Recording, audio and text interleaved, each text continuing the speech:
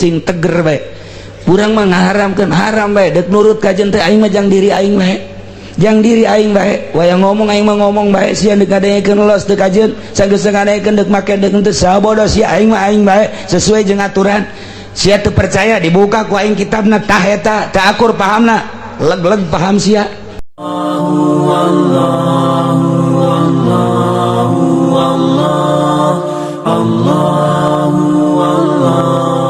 wah teh terus di zaman Kangjeng Nabi dakwah amar ma'ruf nahi munkar ge jelema teh teu milu kabeh hate Kangjeng Nabi langsung leuleus manusiawi ngaranna itu kene para sahabat manusiawi secara kemanusiaan di mana dakwah teu nuturkeun teh aduh tapi ketika kembali ka Gusti Allah jadi titahna ge nyampaikeun doang teger ketika leuleuh hasilna loba keneh jelema nu teu nurut leuleus ketika kembali ka tugas ge nyampaikeun doang teger manusiawi ngaranna kos kitu jeung kos kitu jeung kos kitu ketika aya kebimbangan aya tah ieu teh kumaha secara manusiawi turunlah ayat ya ayyuhalladzina amanu alaikum anfusakum wahai jelema-jelema lu hariman sing inget sing eling alaikum anfusakum netepi anjeun ka diri anjeun jaga diri anjeun pelihara diri anjeun ulah sampaikeun ka bawaca ku permaksiatan keun bae batur mah la yaturrukum man dhalla idza tadaitum moal ngabahayakeun jelema anu bahaya moal ngabahayakeun jelema anu bodoh moal ngabahayakeun jelema anu nyacan idza tadaitum di mana anjeun geus boga hidayah di mana anjeun geus menang hidayah di mana anjeun geus istiqomah dina hidayah Allah kajen batur mah batur bae maneh mah alaikum anfusakum na ieulah ngangeunahkeun ka Kangjeng ngangeunahkeun jang para mukminin nu mantap ayat ieu cek Sayyidina Abu Bakar teh jang engke ieu mah di akhir zaman lain jang kuari geus dipersiapkeun ayatna ku Gusti Allah diturunkeun ka Kangjeng Nabi urang melalui malaikat Jibril tapi dipraktekeunana mah cek Sayyidina Abu Bakar engke di tahun 2011 geus aya ayatna geus aya ayatna kuari ieu pake urang ayat ieu pake ya ayyuhalladzina amanu wahai jelema nu ariman kelas-kelas para kiai kelas-kelas para ustad ge anu teu asup Golkar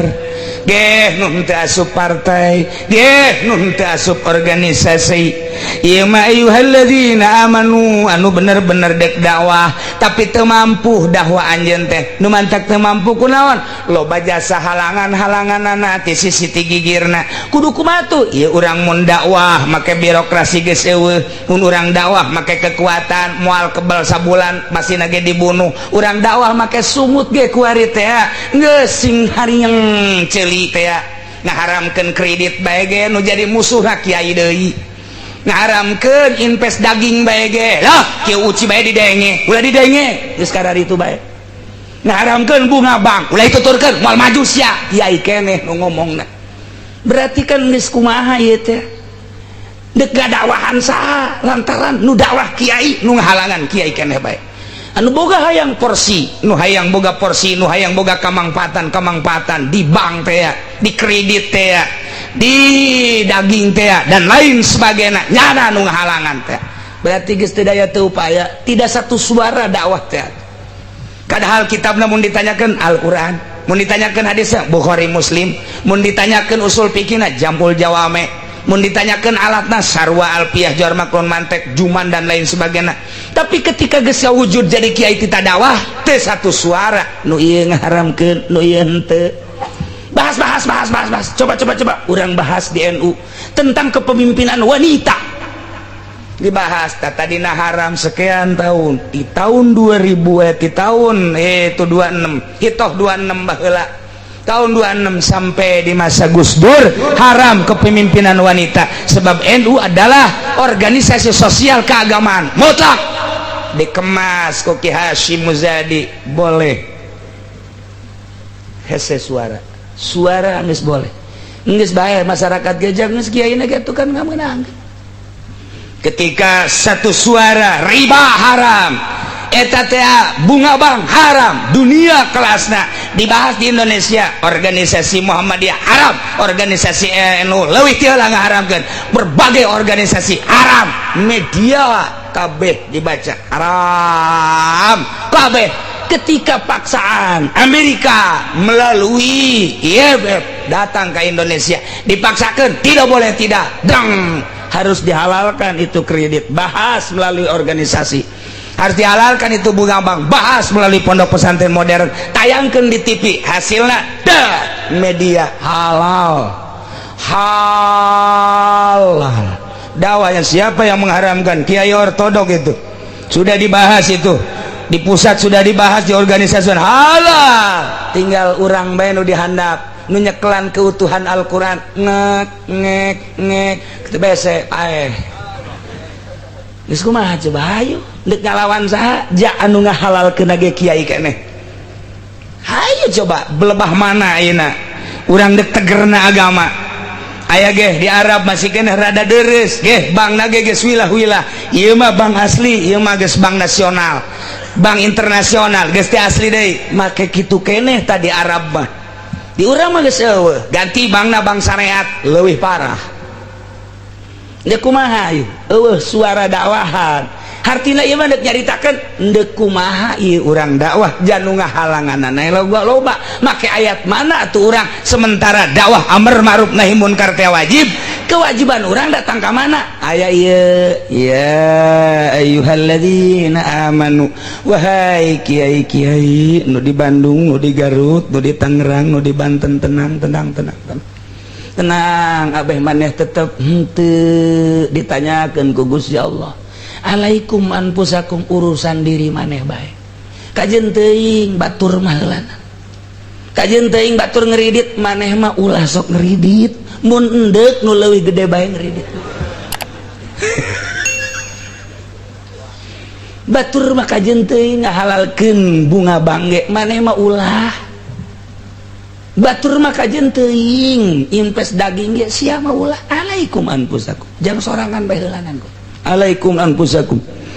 Dan kena mah kuari mah ye laifazuha, jaga gitu wakumu bisolahia, diri sorangan rapihan tentang awak supaya awak maneh terapi sesuai jeung aturan syariat. La yaturrukum man dhalla, moal ngabahayakeun ka anjeun jelema nu sasar, sasarna jelema nu sasar, bodohna jelema nu bodoh, nyacadna jelema nu nyacad, moal ngabahayakeun ka anjeun. Idah kadaitum, di mana anjeun geus menang hidayah. Lah jatuh lain teh nya hodek dakwah teh naon nu deuk didakwakeun. Aing ngalem ka camat jeung ka bupati Doraka, jasalah nyanana ngalem ke presiden Jadoraka, teu mampu ulam alem kitu teh, daripada urangnya ngalemnya disiksa di akhirat, mendingan dakwah nu bener bae. Dakwah nu bener ditangkep sia nyarita-nyaritakeun kitu, dianggapna sebagai makar, sebagai penghalang kemajuan negara terutama di Indonesia. Komo orang-orang intelek mah segala doktorandus, segala profesorus. Ulama inget kana is gitu teh sok aya inget jelema kiai ortodok. Kiai ortodok ditanya begitu kepemimpinan mimiti militer kemudian sipil kuari militer ditanya, kiai ulah bandingkan ku kiai naon ieu pemimpin orang maning militer apa maning sipil? Ceknya nanti lah militer mah endek militeris endek sepilis sarua bae ceknya nanti. Cek anu nanya pan sepilis. Aduh, mal ngerti orang ketos mah. Kita mah yang intelek bae mah. Eta teh baru ngomong-ngomong kos kitu teh da aya naon kitu ngaranna. Aya tijalikeun. Cek ieu teh endek militeris endek sepilis sarua bae. Kan jadi kieu atunya. Ieu mah kudu ka dokter atuh mah. Daya tegas daya teu upaya. Sementara masyarakat teh akan hayang nu asli. Coba adapun pelaksanaanna mah kumaha kuatna bae. Neangan sakumaha lauk. Neangan cai lauk teh. Sebab lamun dicai hirup lauk teh. masyarakat gezaurua ketika orang macaan Al-Quran coba nurani ke mana masyarakat neangan nu asli ke mana ieu teh nu asli lauk di mana geus manggih cai oh heran tentrem masyarakat manggih nu asli sarua bae adapun pelaksana mah datang ka imah nanya lagi atuh bingung ieu aing heran ieu cenah cekna aing ngajeger-jeger mah jeger-jeger kredit motor aing teu daekeun lunas asa jasa ya merontanya nah aduh aing kumaha ngalamun bae satu sisi butuh satu sisi haram kumaha ya kami jaga pemajikan neng jadi ngeridit sakieu haram ieu kumaha lah didengekeun butuh geledeg kenca datang tuh ceknya nanti aing tadina mendek rada bener bae aduh asa jasa aduh neng urang ngawarung eta pan modalna ti bank ajo cak kiai ge eta ngeridit gitu haram cenah urang ka neraka mal kebal di neraka mah kebal di dunia mah urang isin bantu untuk boga motor-motor ajan geus sudah dengekeun ngajina pindah atuh ka Kiai Golkar kakak tinggal salaki be aing ge salah milih tanaon pamajikan ieu kieu amat sih pamajikan diajak ngaji ka Cilongok ngaji aing ngaji dibonceng ayo bonceng lain ngaji milihan aduh barang datang ka imah teh taka hasil ngaji naon beuh ka sempak-sempak dibeuli dites ku salagina tadi ngaji sia ngadengkeun teu masyaallah aing salah milih asana kajian ku apa nyandung bae gitu ya berat teh lamun geus ka kitu tah eta neangan asli engke jang pertimbangan bejakeun kanu saja ente percayaan teh beda bae tetep bae neangan lauk teh neangan cai bae mijah disebut teh kepagi jeung cai tentrem lauk nurani teh kos kitu sebab urang diciptakeun fitrah suci urang teh nah lingkungan urang anu ngadidik urang teh bener lingkungan urang ngadidikna teh ngadidik riba lingkungan urang ngadidik haram lingkungan urang ngadidik bohong lingkungan ketika kembali ka nurani deui di mana sih nu asli ayang nah iya ayatna alaikum anfusakum ketika aranjeun kabeh hararese jang nyaritakeun dakwah amar ma'ruf nahi mungkar anu bener lantaran nu ngahalanganana di kalangan anjeun keneh cek kurang perahyangan mah piring ge tara pake truk jeung kekenceng piring mah jeung piring deui gelas mah jeung gelas deui aya bahasa ti Kiai Hairun gedang hepe menan hepe ku baturna kilok aya gedang hepe katendet ku nangka nah iyalah nah kudu kumaha tuh alaikum anfusakum diri anjeun sekuatna datang ka mana rapihan diri anjeun ifazuha jaga diri anjeun raksa diri anjeun supaya selamat di dunia selamat di akhirat lain berarti tetanggung jawab ka umat tapi kuari hese jasa nyaritakeun asli wa kumu bi salatiha anjeun sing rapih hirup Allah maha uninga sebab Allah teh nyeun khalifah pengurus diantara khalifah teh anjeun lantaran anjeun dititipan ilmu tapi kan teu mampu nyaritakeun coba urang nyaritakeun haram di kepolisian moal beres nyaritakeun hukum Islam ku hari di DPR moal beres nyaritakeun haram di birokrasi moal beres ku hari nyaritakeun di mimbar kenceng teuing bahaya nyaritakeun urang di mana hese alaikum anfusakum diri urang behelanan batur ngeridit urang henteu batur bunga bank terus bae urang mah henteu batur invest daging urang mah henteu batur mah boga TV gude urang mah minimal nu leutik bae lah mun ditanya yang Kiai boga TV sakieu ge nangaleutik kamari mah gede ieu geus minjum berarti tobat itu tobat orenganan HP na gaya TV-an orangnya nama teu eureun-eureun nonton TV boro-boro naon keur ngising ge nonton TV bae boy mah Kiai Golkar pohara mah sih insyaallah ngeundeuk kumaha tuh ayeuna tah ieu geus harares alaikum anfusakum sok beresan diri heula lantaran moal kebal deui urang bakal ngalanjutkeun hirup di dunia nyebrang ka alam itu tanggung jawab masing-masing dibejakeun nu aslina bae la yadurrukum moal ngabahayakeun ka anjeun mandalla jelema anu sasar artina doludolin jahlul jahilin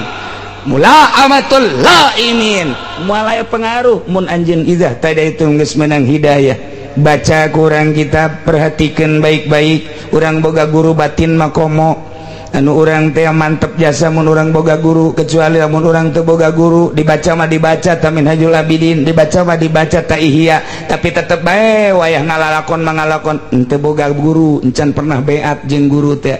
lantaran pembatalan pan aican boga guru mah mun boga guru mah pan awas ya ngelengka sia ka arena politik batal sia malek ngalengka sia ka arena eta can bisa tapi mun can bisa ngalengka sia di organisasi eta sia masih keneh kabita ku pamerena sia masih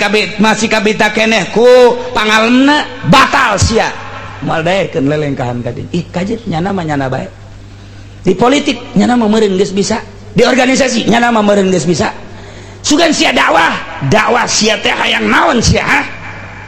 nu sabenerna pan aya boga guru mah kos kitu sia diondang unggal peuting muludan hayang naon nu sabenerna secara batin teh ditanya urang teh hayang naon hayang kebeuli apaan sah cicing jadi mah cicing sia deui cicing lamun sia eta acuana cicing sia siksa sia di akhirat ye jamun yang cenah dibayar ge monong cek kiai teh monong mun geus kitu-kitu dibaca kunyana surat Yasin unggal malam Jumat dibaca kunyana jeung anak dibaca kunyana unggal zarah dipakai istighosah baca ittabi'u man la yasalukum ajran wa hum muhtadun tuturkeun ku maneh nabi tuturkeun ku maneh rasul tuturkeun ku maneh wali tuturkeun ku maneh kiai la yasalukum alaihi ajra anu tara menta buruhan tara menta upah sedangkan anu sok minta upah mah moal beres nuturkeunana lamun nuturkeun ka kiai nu teu minta upah mah etalah kiaina wa hum muhtadun nu meunang hidayah taya idah tada itu idah taya tuturkeun ku sia kiai anu tilok minta upah sebab eta kiai nu tilok minta upah muhtadun lamun sia nuturkeun kiai golkar nu sok minta upah deukeun ku sia ngejebur kabehan sia madak kadituna menang kredit ge ngajebur sia menang cenah riba ge ngajebur sia tuturkeun sia mun hayang nuturkeun mun hayang ka neraka tuturkeun eta kuncina eta ittabi'u man la yasalukum ajran wa hum muhtadun dibaca ku kiaina eta di mah bupati korenganan di jerona teh eta teh nyana teh keur menta buruhan dibaca ittabi'u man la yasalukum ajran wa hum muhtadun dibacana di pendopo hari praktek horeng hayang menta 3 juta sakali maca Yasin muit tolol kiai goblok ayat eta engke nu bakal ngahajar di akhirat teh ayat ittabi'u man la yasalukum ajran wa hum muhtadun sia aing geure dibaca ku sia tapi sia kan menta buruhan cak ayat aing nyeret sia ka neraka jahanam moal kebaliangan 1000 tahun doang yai isi dalam baca kusia di pendopo baca kusia pakai istighosahat baca kusia babarengan jeung masyarakat ittabi'u man la yasalukum ajra wa hum muhtadun sia na ge menta buruhan deuk bener kumaha masyarakat deuk bener kumaha nah sia beunang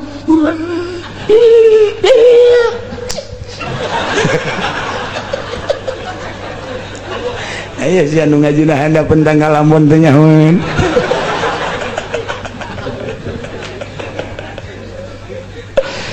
iya urang teh butuh penjernihan batin alaikum anfusakum cak Gusti Allah mun geus hese hiruk pikuk manusia geus hese maneh gerak jang dakwah amar ma'ruf nahi munkar nu diwajibkeun jang diri maneh bae ku ari mah ulah tergelincir kana maksiat pamajikan ajak anak ajak lamun boga santri ajak tuduhkeun lamun maneh anu ngadengekeun pengajian bae bejakeun nu sabenerna lamun maneh ayeuna mah dihina bae eureun lamun maneh ngaharam-haramkeun kredit aju maneh teu kuat eureun di kelompok eta neangan di tempat nu saja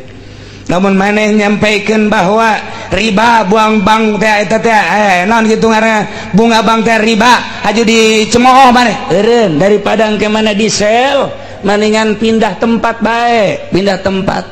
lamun di mana geus hese balik deui ka imah sampaikeun di imah bae di imah ge teu meunang nyampekeun ka anak bae hareos eta haram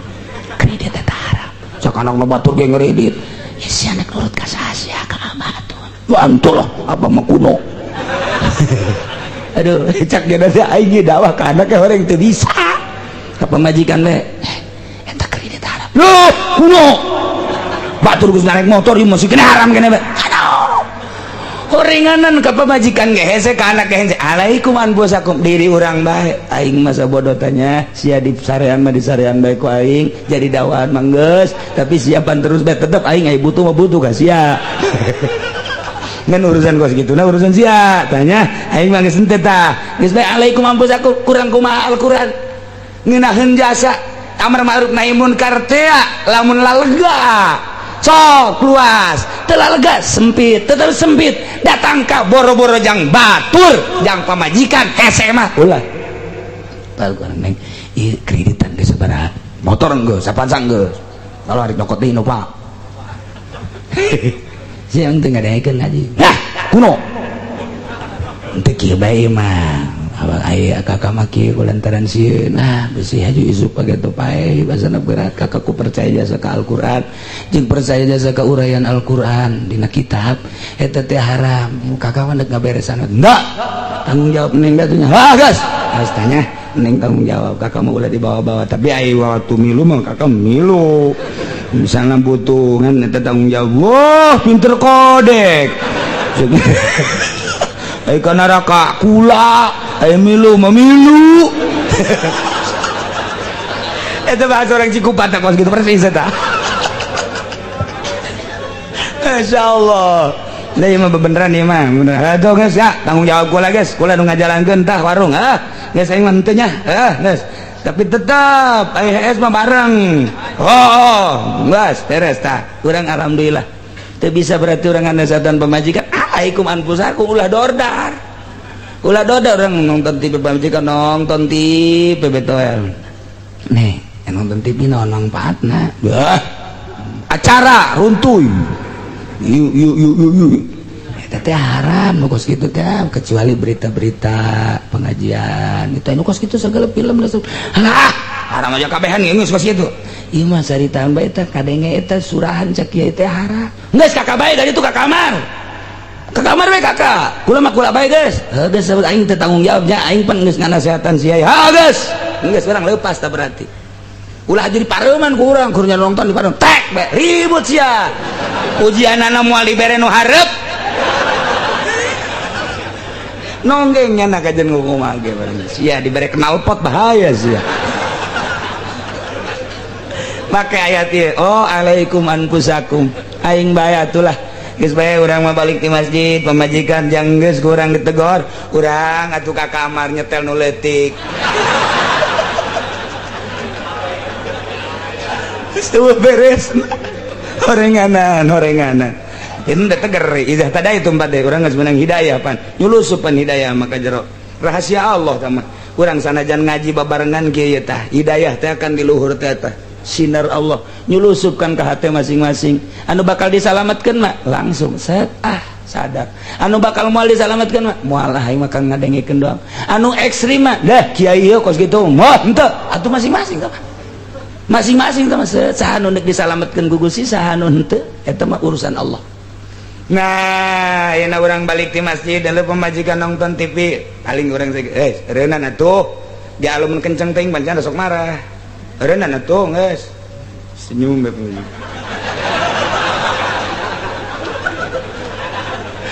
urang geus ka kamar kieu bae lah aing aya boga pemajikan terus bae urang leuleuy bae alaikum ampusaku urang heula ulah nonton TV orang terus keke pemajikan isinin sorangan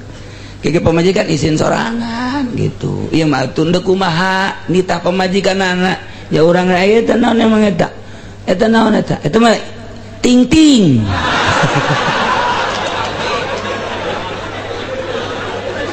aduh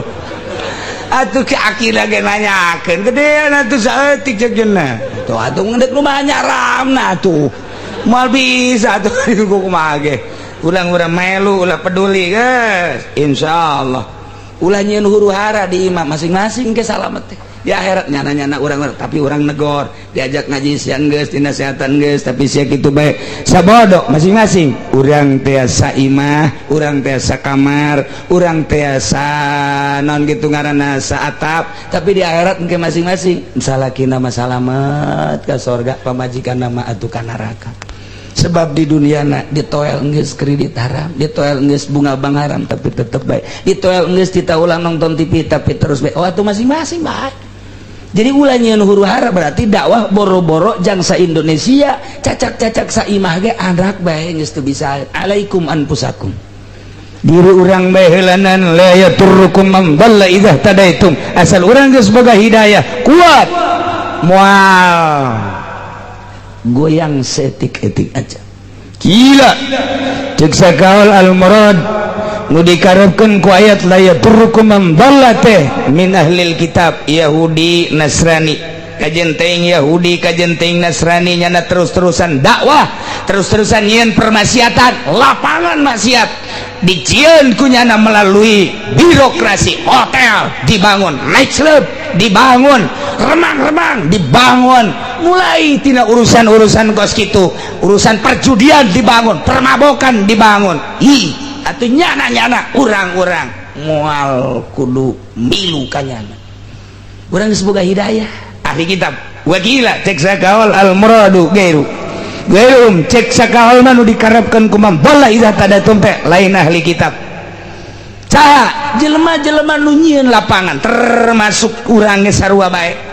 artina sa Islam tapi nu ieu mah arahna ieu arah dakwah nu ieu mah arahna permaksiatan eta ge sarua bae moal kudu ngacokeun ka diri urang moal kudu ngabimbangkeun ka diri urang nyana-nyana urang-urang asal urangna geus izah tadaitu mantap ieu hidayah nu mahal mah hidayah anu mahal mah tah ieu teh loba kuari loba jasa Kristen asup Islam di Amerika ribuan asup Islam timimiti WTC dibom mengenal Islam lantaran di Amerika dengan sendirinya nyarita-nyaritakan tentang Osama tentang Islam diceritakan di itu di berbagai media baik cetak maupun elektronik tentang Islam keganasan Islam kepiawaian Islam ternyata orang Amerika loba anu teu nyaho tentang Islam ku gara-gara WTC dibom loba ribuan masuk Islam ku gara-gara Irak invasi Irak dibom Irak terus dibombardir ku Amerika nurani orang Amerika langsung timbul kok pemerintahan orang kiamat ribuan masuk Islam ketika kamari Libya dibombardir malah dek demo masyarakat Amerika gitu ka presiden ka Obama cuman ditahan dan tidak dipublikasikan tak iya teh Allah dek mere hidayah mah babari ternyata kuari dek aya nu nyieun masjid di tengah-tengah kota Amerika cuman can diizinan ku Obama akibat tahun dia akibat satu tindakan anu di luar nurani biadab Allah mere hidayah jadi hidayah mah eta teh naon kitu ngaranna rahasia Allah oh kos maripat deui kos maripat teh sangat rahasia aya jelema nu dibere maripatna teh keur lempang aya jelema dibere maripat keur diuk aya jelema dibere maripat ku Gusti Allah nyurusup teh keur di masjid aya jelema dibere maripat teh keur di tengah-tengah kota nyana tafakur horeng di kota teh kos kieu loba awewe anu telanjang mantep amatnya tah lain jadi wali sarwana sia nah iya loba perjudian dan lain sebagainya nah langsung diberi hidayah ku Gusti Allah mana nu bener ya teh langsung ingat karena keagungan Gusti langsung ingat karena keistimewaan Gusti orang masyarakat dan geus biadab di tengah-tengah kebiadaban manusia nya nama diangkat jadi wali sangat rahasia ilmu marifat hidayah komo nah ini di Amerika ribuan jelema nu asup Islam di Inggris ribuan bahkan Raja Inggris adina Raja Inggris panglima Inggris asup Islam kuari Masya Allah lain letik-letik naon kitu ngaranna teh lain letik-letik sejarah tiba heula ge kos kitu bae kuari ge di tengah-tengah kebiadaban Amerika justru masyarakatna ribuan nu asup Islam. Kebiadaban Inggris masyarakatna loba nu asup Islam. Di tengah-tengah kota Inggris dijieun Islamic Center ku dua jelema, hiji Ken Stephen, nomor kedua Lady Di, cuman dibunuh dengan cara kos gitu. Kuari dek aya deui nu nyieun Islamic Center di tengah-tengah kota Inggris, seorang bintang film nu asup Islam, tapi tetap masih kena dipersulit kena. Tapi kan suara geus luar biasa, berarti kan ieu rahasia Allah. Nah, nu mantak asal geus dibere hidayah bae kiai di tengah-tengah kahirupan anu rusak, tetep bae nya nu mah isi komah. Ih, atuh sia-sia aing bae. Aing mah ka masjid ka imah magahan ngaji, ka masjid ka imah magahan ngaji, geus sakitu. Acan aing mah tinggalin teu bawa kendaraan, urusan sia aing mah jeung Allah. Allah da ieu sasakitu bae, engke bakal hurung sinaran teh. Di tengah-tengah poek aya sinar diudag ku jelema. Lamun poek mah cenah di aya lampu. Cenah di aya lampu, mana ya lampuna? Pareum. Kunaon pareumna? Sekupi. Pareum ku sekupi. Sia mah teu kaharti bae sih ku aing matak aing bolak-balik ge. Mun aing bolak, ieu cenah di dieu aya lampu, mana ieu pan poek amat. Pareum. Kunaon ieu pareumna ieu kunaon? Mobil diatut pareum. Pareum. Cenah di dieu aya lampu ka mana ieu? Eueuh ku ari mah atuh hurungkeun hese we menyakan. Emang kunaon gitu? Pondokna dibangun ku atut. Pareum. Aing bolak-balik bae sih mah teu ngarti. Heran aing mah. Aing mah sakabung mah greget aing ka sia. Pareum. Atuh deuk kumaha ieu kerja sama anak. Nasehat kurang kumaha nasehatna sing hade. Pareum ku sekupi, pareum ku Honda, pareum ku pondok, pareum. Ya Allah ya Rabbi, nek naon atuh di pareumah? Colkeun. Ulah aya nanaon. Set Al-Qur'an hiji, hadis ulama tuturkeun. Dek aya anu nyumbang gitu. Berarti saya dikumbangna 10 juta. Leutik teh euy. Jadi ngarep-ngarep nu gede tolol tong. Geus ngelentit dibere teh 20 juta. Leutik dibere 20. Nganggeuskeun ku sekupi. Ces. Pandeglang sapandeglang pareum, serang saserang pareum, Tangerang satangerang pareum, keur carita di Banten pareum. Kemudian Bogor di Bogor ku pilkada pareum, Bandung ku pilkada, Garut ku pilkada, komo kiai di Garut maceng pikri, dulur-dulur na kiai malulu nyana ge termasuk kiai, mareuman pondok-pondok pasantren, ku ari nu tadina aya santrian di Garut tadina 50 ku ari geus wassalam. Tinggal pondok bae 2 tingkat, santrina eueuh nyanana geus teu ngaji, wassalam. Pikri ini kumaha teh mareuman teh mareuman ulah kitu geus cing teger bae. Urang mah ngaharamkeun haram bae, deuk nurut kajen teh aing mah jang diri aing bae. Jang diri aing bae, waya ngomong aing mah ngomong bae, sia deuk ngadengekeun los teu kajen, sanggeus ngadengekeun deuk make deuk teu sabodo sia aing mah aing bae sesuai jeung aturan. Sia teu percaya dibuka ku aing kitabna tah eta teu akur pahamna, leg-leg paham sia. Geus bae bakal sinaran. Itu mah gede amat hurungna. Itu mah obor mah penuh deket kacaangan, nu jauh kasih lalatuan. Eta obor. Nu mentak nu ngaji dari Tangka Lambon mah silalatu tah mah. Allah dibere mukjizat. Lu engke di akhir zaman ulah Kangjeng Nabi Muhammad cak kaum Hawariyun. Ya umat Kangjeng Nabi Muhammad bakal loba nu bisaeun model kos kitu.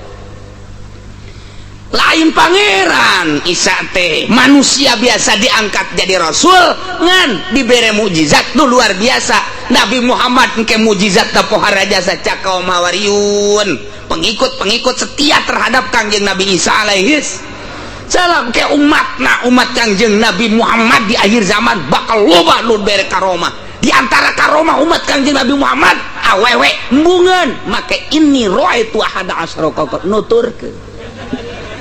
pelet tamatuh. Ta eta istimewa umat Kangjeng Nabi Muhammad. Wah. Lamun urang nyaritakeun karomah warawali di urang para wali sanga di Banten aya Sultan Hasanuddin nu belah dieuna kitu Syekh Asnawi Caringin atuh pan Syekh Asnawi Caringin ge di Lampung kahuruan muridna kunaon atuh nyana di dieu dicaringin maremana dicaringin di Lampung muridna kahuruan dicaringin nyana tadi hareupeun masjid Caringin nyokot cai parem cek nyana parem kunaon nu di dieu anu disirat-sirat nu parem di Lampung coba ayo eta lamun lain karomah kumaha nu mantak urang di zarahan ge eta pohara jasa Syekh Asnawi mah di dieu nyana mah tadi hareupeun masjid parem geus yang 3 kali nu di ditu nu parem urang mah diparem-parem di dia ngagebrah insyaallah geus pokona mah hese wali mah atuh pan aya jelema deuk ka Si Abdul Qadir awewe terbah di gunung aya jelema nu ngazinahan di bakekeng nyaon teh di bakekeng eta bahasa bakekeng model tah eta teh Inggris asli di bakekeng dibukaan bajuna dipreteli kemudian sempakna dibuka geus dibakekeng geus dilempengkeun senjata ampuhna ta eta teh geus tinggal der asal kenop dipencet dur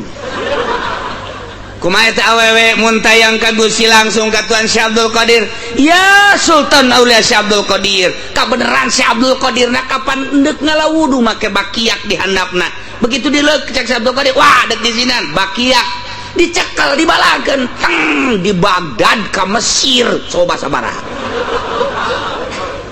eta jelema nu keur ngabakekeng teh kan kena bakiak jager bae dibalangkeun di Baghdad deuk ngalawudu nu kena di Mesir coba eta pikir Masya Allah teh masih kene kakarak sakali ngan puyeng doang dibakekeng deui sakali geus sakali deui mun tayang deui ya Sultan Aulia agisni cek eta we tulungan abdi ya Abdul Qadir tulungan abdi kadengeun eta gegeroan awewe nu agisnian cekel deui bakiak sakali deui juager bae moal atuh geus puyeng geus saya nyaritakeun untuk kena bakiak goleh salamet awewe dibawa bakiakna aku eta awewe datang ke Baghdad ieu bakiak tuan tinggal jamaah bae pan bakiak jauh amat eta bakiak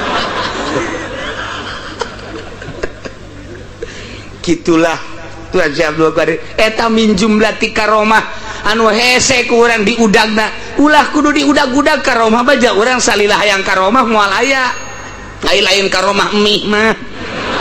mal bisa tuh orang hayang karomah ibadah hayang karomah tu istidraj ka ditu al hikmah tamah al hikmah tugas mah ai ibadah ka Gusti Allah mah ikhlas justru embung aya karomahan hayang teh ka Gusti bae dibere dunia teh hayang abdi mah dunia mah hina dibere mulya teh hayang abdi mah kamulyaan mah besi di dunia doang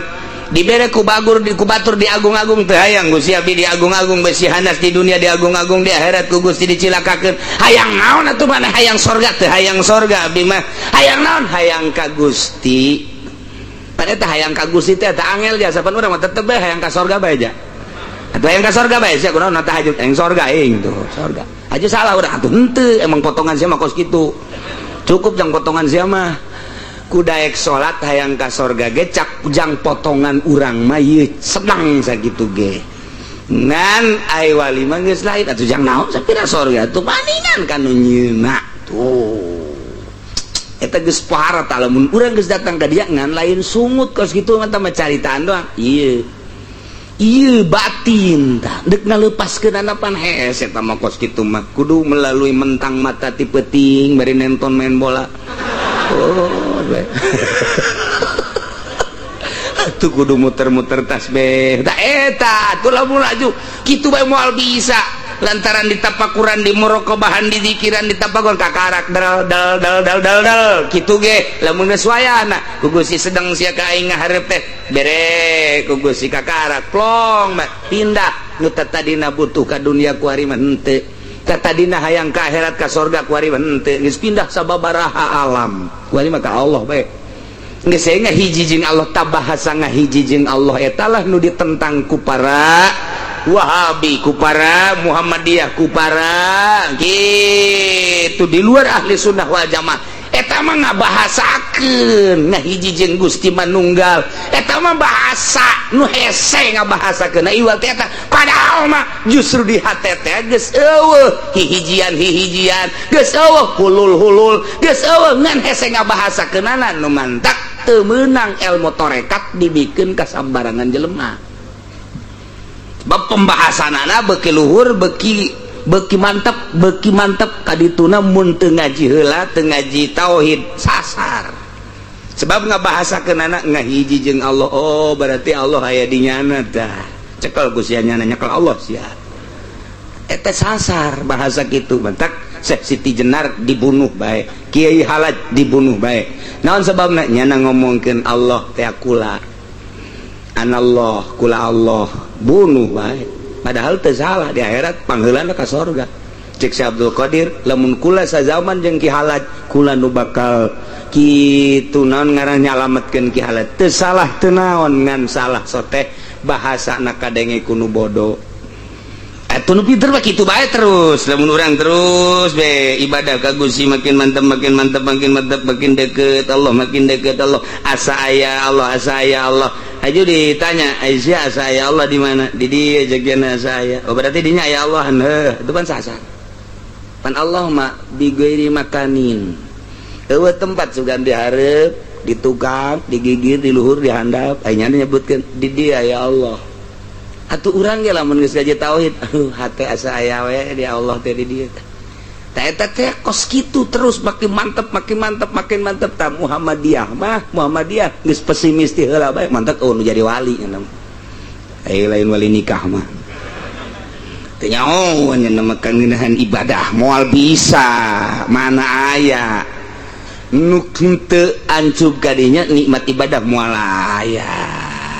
tuh iyalah kaum Hawariyin ngajelaskeun wahai manusia Isa lain pangeran Isa lain Tuhan Isa mah nabi diangkat jadi rasul dibere karomah tekadkeun ku maneh Nabi Isa nabi rasul lain pangeran geus jelas kaum Hawariyun ngajelaskeun jelema nu luhur keyakinanna kaum Hawariyun teh pembela terhadap Kangjeng Nabi Isa alaihis pengikut setia ke mana bae di mana bae nyanalah nu ngahadang kemunkaratan lantaran geus belah dua manusia teh nu hiji mangerankeun ka Kangjeng Nabi Isa nu hiji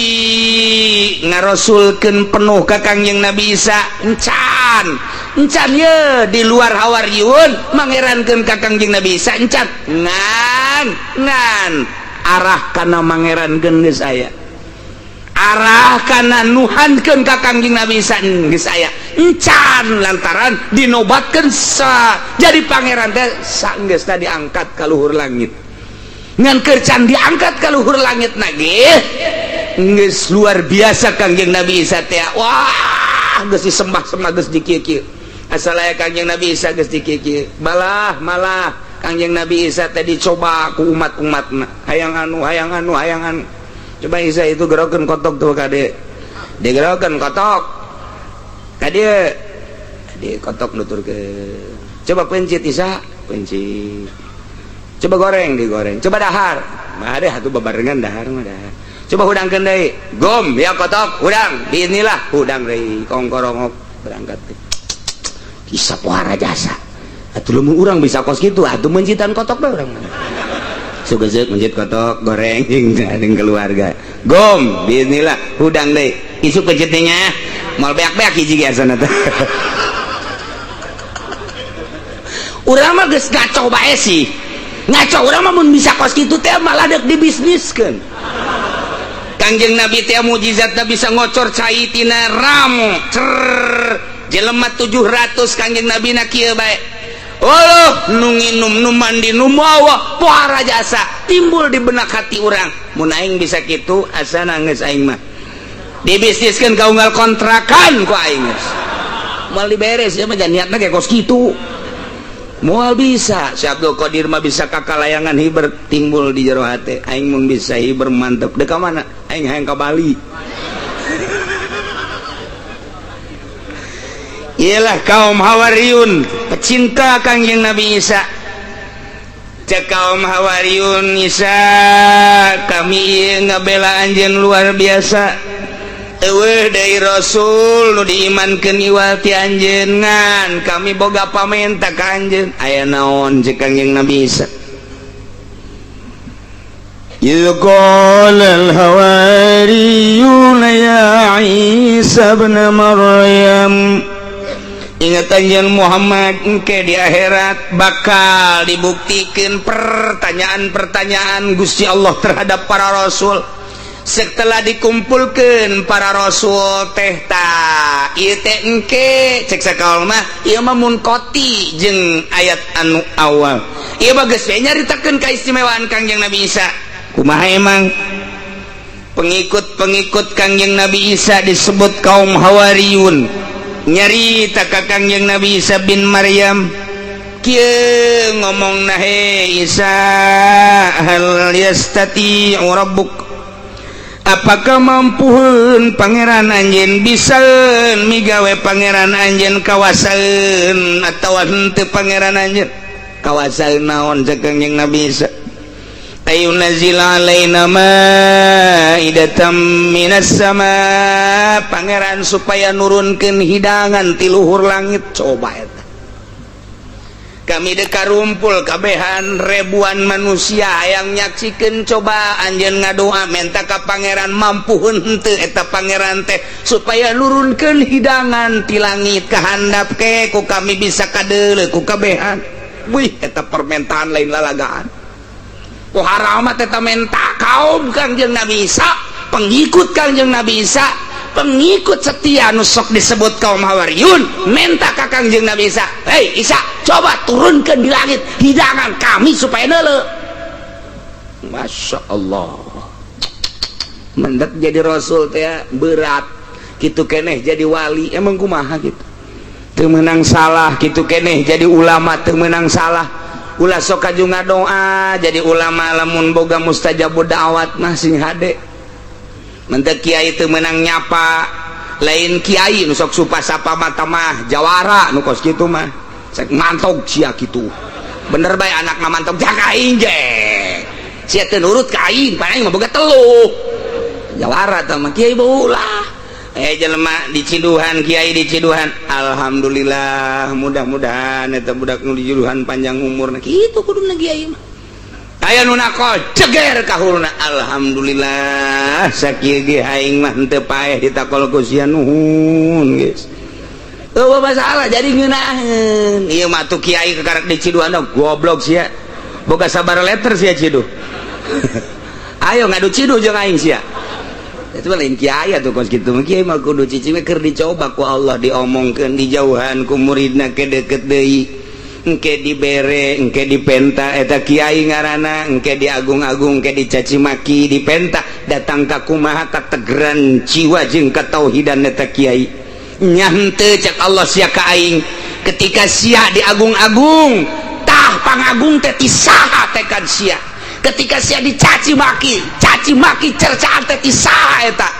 lamun asa ti manusia geus sakitu tah sia boga manzilah boga derajat teh moal naik tapi lamun dak diagung-agung pangagung teh da lain ti sasaha ti Gusti mun ku Gusti teh diagung-agung mah da moal ngagungkeun sanes nu abdi nu Gusti hiji mangsa dicaci maki caci maki jeung cercaan teh lain ti manusia hakikat mah ti Gusti nyanggakeun deuk diagungkeun deuk dicaci maki abdi mah dadet ka Gusti bae hamba ai naik ya naik ka mana ka tanggal kalapa tuh jadi lamun can dicoba can bisa tuh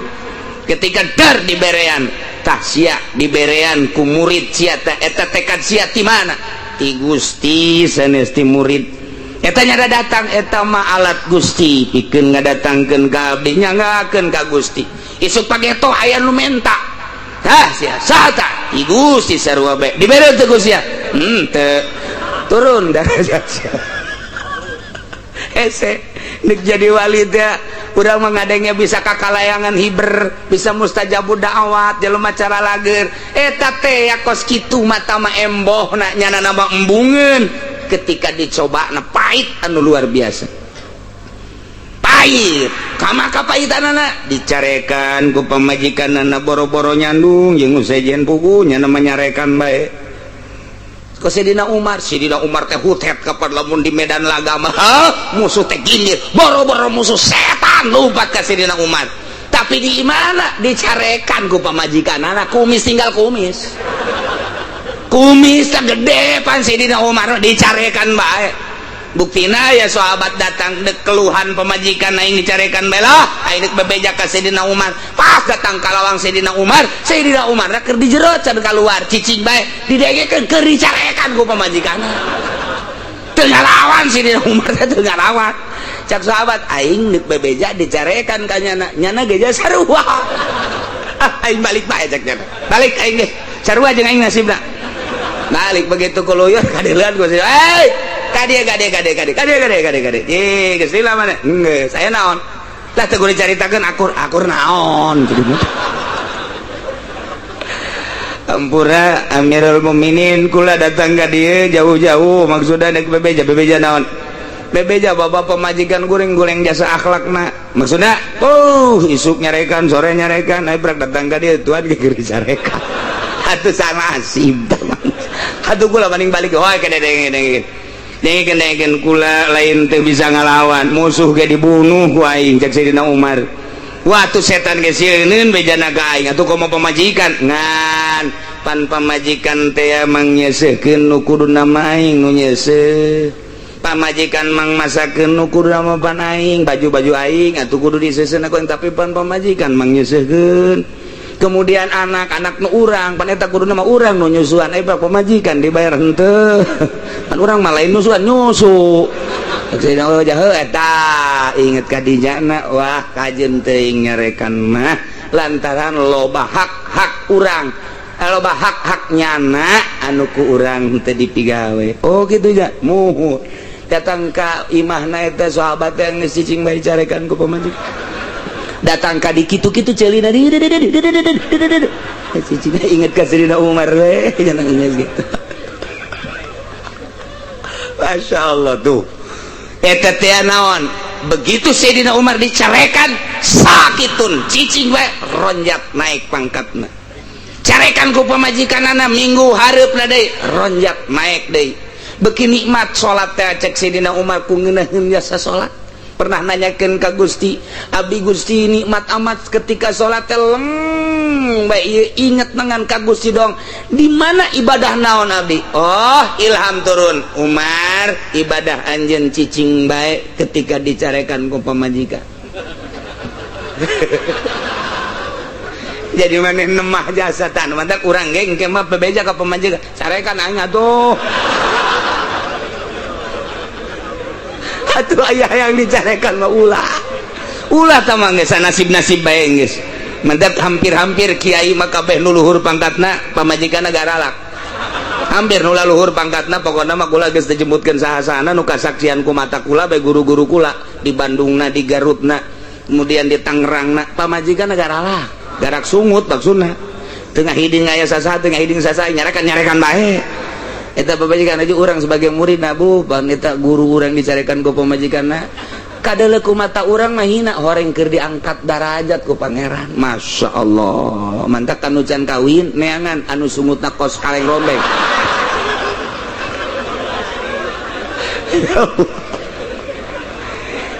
teh ieu kaum Hawariyun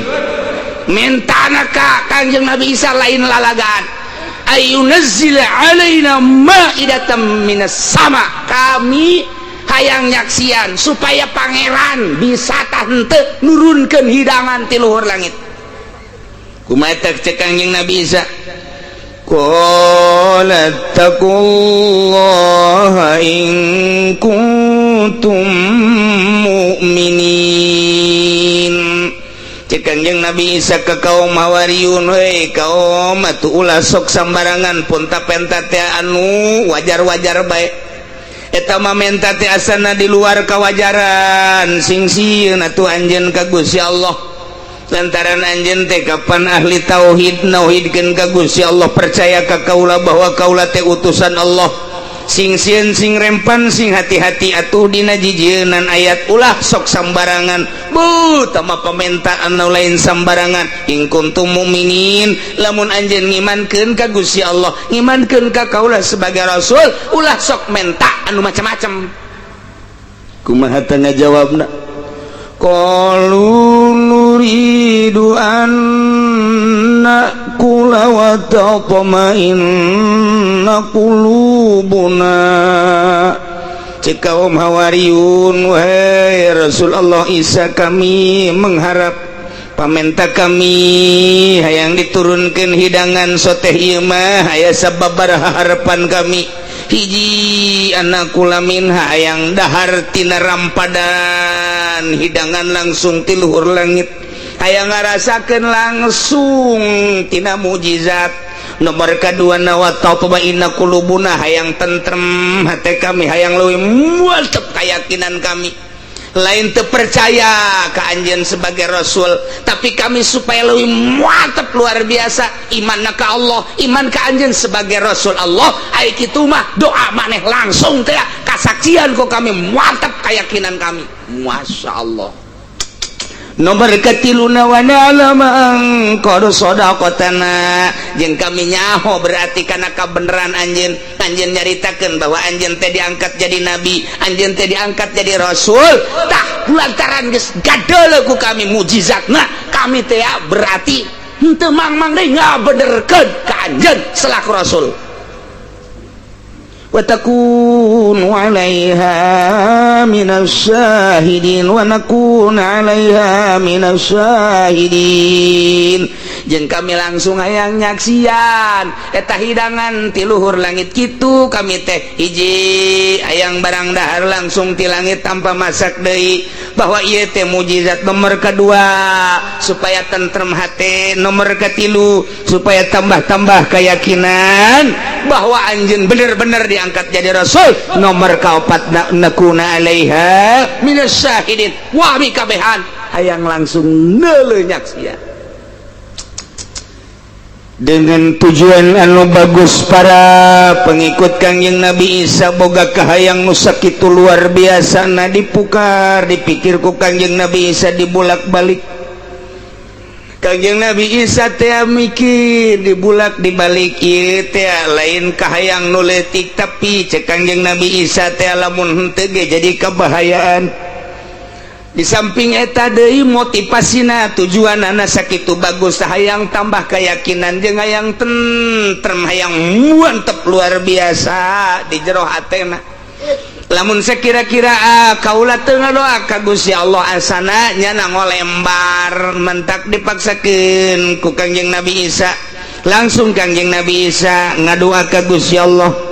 qala Isa bin Maryam Allahumma rabbana anzil alaina maidah Kangjeng Nabi Isa langsung ngalawudu mandi heula terus wudu terus nganggo acuk anu putih nu rapih bersolek heula Kangjeng Nabi Isa make sorban di luhurna sanggeusna make udang-udang kemudian make tiung langsung munajat ka Gusti Allah Kangjeng Nabi Isa jadi dek munajat kitu heula Kangjeng Nabi Isa mandi heula sanggeus gosala kemudian tawaddoa ngalawudu sanggeus tawaddoa masah make baju heula nu rapih dikunjukkan ka Gusti Allah nu bersih nu eueuh warna-warnian putih urang mapan make batik di dieuna aya deres si Semar mah cepot aduh dek ibadah ka Gusti Allah malaikat kekagetan si cepotan di dinya aduh rapi tanpa aya warna-warna nu lain batik-batik Kangjeng Nabi Isa terus unjukkan pasolla rakaataini salat 2 rakaat Kangjeng Nabi Isa Masya Allah pohara nya jadi Kangjeng Nabi Isa rek ngadoa teh faqama wagtasala walabisal masa wa shalla rak'ataini fataqta'a rasahu wa ghadda basarahu. Mandi nangtung heula dek ngalaksanakeun kahayang para kaumna, kemudian mandi Kangjeng Nabi Isa tingalikeun ku kaumna, beres mandi bebersih nganggo acuk anu bersih luar biasa, sholat rakaataini, sholat 2 rakaat, beres sholat tungkul Kangjeng Nabi Isa, sanggeus satungkul perem matana seakan-akan nu dideuleungan Gusti Allah hungkul, karak ngadoa doa Kangjeng Nabi Isa ieu ye, Allahumma he Allah Rabbana he pangeran abdi sadaya anzil alaina Gusti muga nurunkeun ka abdi sadaya maidatan minas sama, hidangan ti luhur langit, takunu lana aidan li awalina wa akhirina wa ayatan minka, anu hidangan tersebut teh ngajadikeun hari lebaran, muazimuhu wa nusarrifuhu, kami bakal ngagungkeun bakal ngamulyakeun kana turunna eta hidangan sebagai hari lebaran, li awalina ka kaum awal kami kabehan yakni ayeuna nu kasaksian, wa akhirina jeung kaum nu akhir setelah kami ge bakal nyahueun bahwa Gusti pernah nurunkeun hidangan. Datang ka lain umat kaula terus wa akhirina di umat Kangjeng Nabi Muhammad ya supaya nyahueun Gusti, wa ayatan minka jeung supaya ngajadikeun ayat ka Gusti kana kakawasaan Gusti, jeung bahwa kaula teh nabi Gusti lain pangeran, warzuqna jeung Gusti boga ngarizkian ka abdi sadaya, wa anta khairur razikin, Gusti pang bagus-bagusna anu ngarizkian. Masya Allah eta doa beres Kangjeng Nabi Isa ngadoa dijawab ku Gusti Allah, galallahu cek Gusti Allah mustajiban lahu bari nyubadanan kana doa Kangjeng Nabi Isa, inni munazziluha alaikum, wahai Isa kaula nu agung bakal nurunkeun kana eta rampadan, bakal nurunkeun kahidangan sakumaha kahayangna, cuman kade fama yakfur badu sahaja lemah nu kufur sabada diturunkeun ieu hidangan di antara umat aranjeun, fa inni u'adzibuhu 'adzaban la u'adzibuhu ahadan minal alamin, kaula nu agung bakal nyiksa ka eta jelema nu kufur kalawan siksa nu teu pernah kula nurunkeun siksa ka hiji jelema model kos kitu siksana pohara jasa can terak siksa diturunkeun minal alamin di alam ieu. Ingat Isa kaula lu agung bakal nyubadanan kana pamenta anjeun, bakal nurunkeun kaula kana sakumaha kahayang, tapi awas ulah kufur sanggeus diturunkeun, pamay yakfur sahaja lamun kufur ba'du sabada diturunkeun hidangan, awas ancaman ti kaula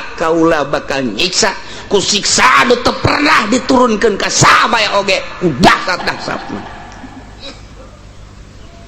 Beres nyaritakeun Kangjeng Nabi Isa alaihi salam ka umatna, wahai kaum Hawariyun pecinta jeung pengikut kaula parantos unjukan ka Gusti tur dijawab ku Gusti, insyaallah Gusti bakal nurunkeun kana sakumaha kahayang. Wah jelema geus 100.000 ngayapak di Yerusalem ngayapak yang terus teu kadeletungtung dek nyaksian turun nama Ida dijanjikeun panatu ieu mah langsung rep ti luhur poek jelema ratusan ribu jutaan manusia memandang langit kabeh poek reuk turun aya caang reuk belahna kahandap di tengah aya caang, ternyata horeng rampadanana teh di tengah-tengah antara dua reuk, di luhur jeung di handap, di luhur mega di handap mega, di tengahna aya hidangan. Jadi terus turun ke handap molongo jelema ratusan juta menyaksikan turunna hidangan ti luhur langit dibawa ku mega ti luhur jeung ti handap tengahna caang ternyata horeng rampadan idinya nanampan teh dibungkus make kain beureum make taplak anu beureum bari cahaya anu luar biasa indahna kahayang-kahayang anu pamenta tadi geus cumpon teh ngarasa bunga pohara wah indahna turun eta rampadan nanampan dibungkus ku lapis beureum di luhurna mega di handapna mega cahaya anu luar biasa Masya Allah bisa dibayangkan ke orang betapa poharana kejadian tersebut turun ke handap panazala maka panazalatil malaikatu biha minas sama eta malaikat teh nampak reuk teh dibentukeun ku Gusti Allah mega teh padahal malaikat di handap malaikat di luhur malaikat di tengah-tengah rampadan gede dibungkus maka kain beureum sinar anu luar biasa dibawa ku malaikat ke handap datang ka Masya Allah eta teh bunga mah aya ngan sieun bunga kabeh jelema teu meunang aya nu nangtung kabeh teu meunang aya nu robah jeung eueun nu nangtung eueun nu robah sanajan lapar ditahan tetep di jero majelis bae nya